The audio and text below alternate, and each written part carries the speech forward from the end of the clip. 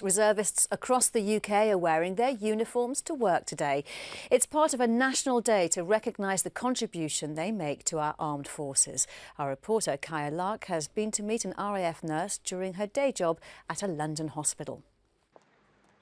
Laura Hodgson is used to wearing blue to work, but this morning, as she arrived for her day job as a nurse in North London, colleagues were surprised to see her in a different kind of uniform.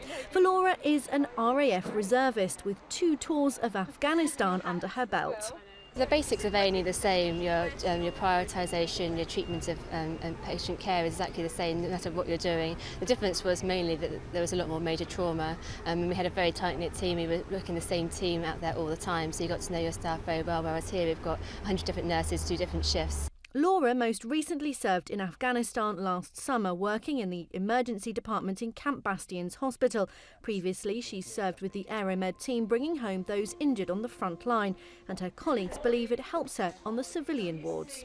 She's a lot more confident when she's in the department dealing with what we have, and obviously we can have tricky and difficult situations in the department with patients, and certainly, you know, she brings that to the department, a lot more confidence, and what she's seen out there, certainly in comparison to what is here. You know, she does brilliantly.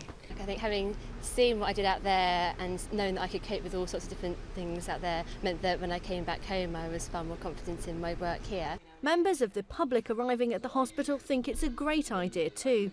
Well, I think it's very nice if she's proud and she's fighting for her country and that, to wear a uniform to show everybody. It just makes you think it's just ordinary people sort of putting their lives at risk day by day, and I think it's amazing. At a time when the government is reviewing reservists, this is a chance to highlight the contribution part-time personnel make to the full-time military. Kaya Lark, Forces News in North London.